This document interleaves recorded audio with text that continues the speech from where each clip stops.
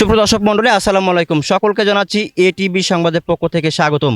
দর্শক, আমি এমডি আলমগীর হোসেন এই মুহূর্তে যুক্ত হয়েছি যশোর জেলা কেশবপুর উপজেলার সাগরদাড়ি তেল পাম্পে। এবং সাগরদাড়ি তেল পাম্পে এসে আপনারা দেখতে পাচ্ছেন যে এই তেল পাম্পের কিন্তু চারিপাশে কিন্তু বাঁশ দিয়ে কিন্তু ঘিরে রাখা হয়েছে।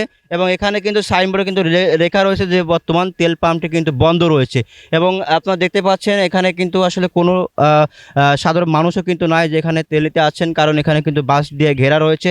এবং এইখানে যারা এই তেল পাম্পের যারা মালিক রয়েছেন বা কর্মকর্তা কর্মচারী যারা রয়েছেন, আমরা তাদের সঙ্গে কথা বলবো আসলে কেন এই তেল পাম্প বন্ধ রয়েছে বা কবে নাগাদ এই তেল পাম্প মানে খোলা হবে এবং সাধারণ মানুষ এই সংকটময় পরিবেশ থেকে আসলে মুক্ত পাবে, সেই সম্পর্কে জানতে আমরা সরাসরি চলে যাচ্ছি এই তেল পাম্পের যারা মালিক যারা রয়েছেন এবং কর্মকর্তা কর্মচারী যারা রয়েছেন, আমরা তাদের কাছে সরাসরি চলে যাচ্ছি। কেমন আছেন? আছে ভালো, তত ভালো না, তেলটা আনতে পারছে না, পাম্প বন্ধ, খুব খারাপ লাগতেছে। তো ভাই, আমরা দেখতে পাচ্ছি আপনারা বাস দিয়ে আপনার সেই তেল পাম্পের যে এরিয়া সেটা কিন্তু আপনারা বন্ধ করে রেখেছেন, প্লাস এখানে সাইনবোর্ড টাঙিয়ে রেখেছেন তেল পাম্প বন্ধ রয়েছে। কি জন্য বন্ধ রয়েছে? ডিপো থেকে তেল আনতে পারছি না, তেল যতটুকু চাহিদা তাছাড়া অনেক কম দিচ্ছে, এই জন্য আমরা তেল দিতে পারছি না। তেল শেষ হয়ে গেছে, এই জন্য আমরা বন্ধ করে রাখছি।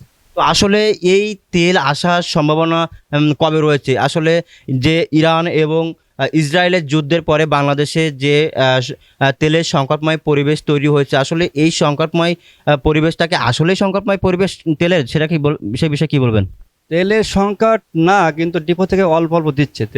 তেল যতটুকু আছে দেশে, একবার যদি দেওয়া হয়, মানুষ সমস্যা হচ্ছে আপনার লাগবে 2 লিটার, আমি নিচে 10 লিটার নিয়ে, এই জন্য তেলের সংকট হয়ে যাচ্ছে। মানে বাংলাদেশের মানুষ এখন আতঙ্কে রয়েছে, যে আতঙ্কে থাকার কারণে কিন্তু তারা 2 লিটারের জায়গায় 10 লিটার নিচ্ছে, এটা কি আপনি বলতে চাচ্ছেন? এই কারণেই আমার তেলের সংকট বেশি হয়ে যাচ্ছে। তো আসলে এই তেল আসার সম্ভাবনা রয়েছে কবে? আসলে সাধারণ যে মানুষ যারা রয়েছেন তারা কিন্তু অত্যন্ত ভোগান্তিতে রয়েছেন। তো আসলে তেল আসার সম্ভাবনা রয়েছে কবে আপনাদের মনে হয়? 2-3 দিনের ভিতরে তেল আমাদের চলে আসবে। 2-3 দিনের ভিতরে চলে আসবে।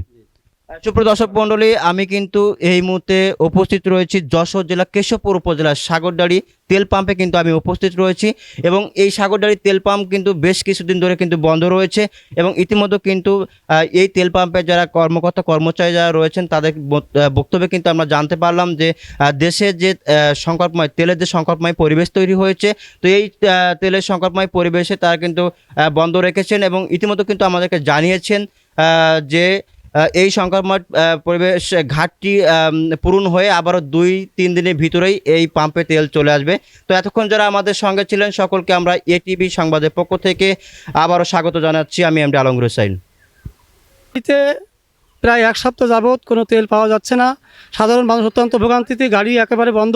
আমি একজন ডাক্তার মানুষ, আমি চিকিৎসা ব্যবস্থা আমার ব্যাহত হচ্ছে, আর হেঁটে কিংবা বাইসাইকেলেও চিকিৎসা দিতে হচ্ছে। এবং কালকে একটা গুরুত্বপূর্ণ রোগী ছিল, সেই রোগীটা আমি মানে পেট্রোলের অভাবে আমি আসতে পারি নাই এবং তারা সাময়িকভাবে ক্ষতিগ্রস্ত হয়েছে।